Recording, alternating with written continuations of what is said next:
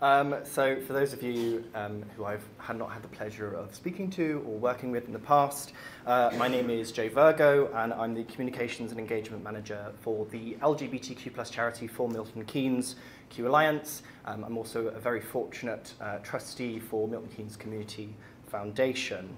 I just wanted to say, first and foremost, thank you very much for inviting me to speak here, even though I'm slightly terrified.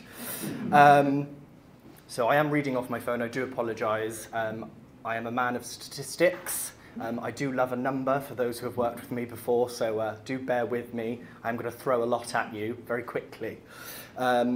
It's imperative that we come together to discuss the issues facing all women and girls around violence, and how we as a city have a choice about where we stand on this side of history. We have the choice to not only implement, but to embed systems into our city that affect and change the way we ensure that these issues are tackled, or to not. Over the past 2 years, I've had the pleasure of forefronting impactful spaces and services that support trans women, a group who now, more than ever, need our support. Now, for those of you who do know me professionally, I do really love a statistic, so please bear with me. This isn't for everybody, but I think it's important. So some of you may be aware of the hate crime statistics over the past few years, and I'm going to go through them with you. In the year ending March 2022, there were recorded 155,000 plus hate crimes recorded in England and Wales, a 26% increase on the previous year, that being the highest increase since 2017, which was a 29% increase. The 2022 reported that LGBTQ+ hate crime is up by over 9,000 cases. These figures show a 41% increase against those who identify as LGB, and a staggering 56% against those who identify as trans.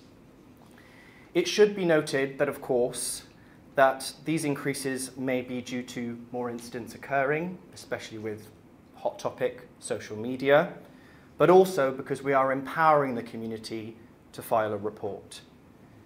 This year, so far, homophobic hate crime has dropped by 6%. However, trans has risen by 11%.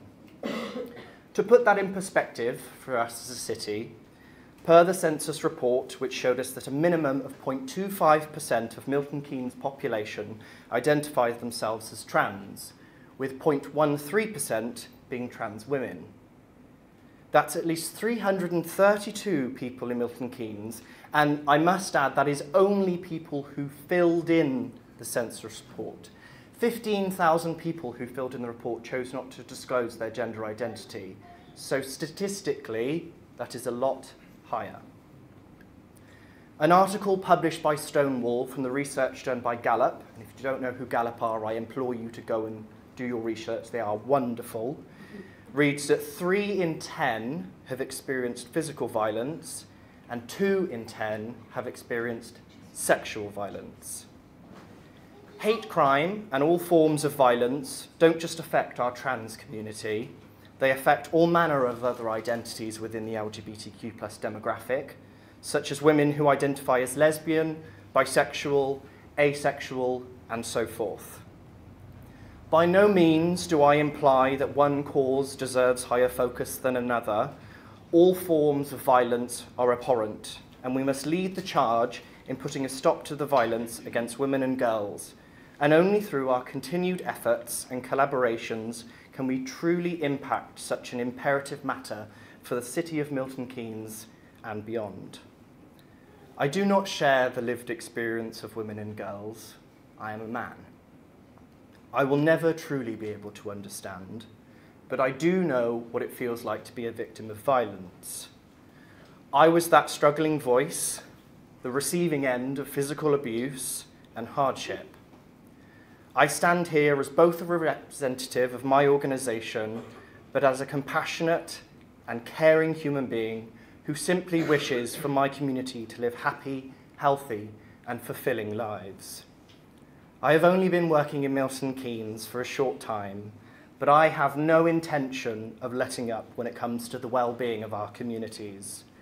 I stand before you and I pledge that I am here through thick and thin and that you have an exceptionally fierce ally on your side. Thank you.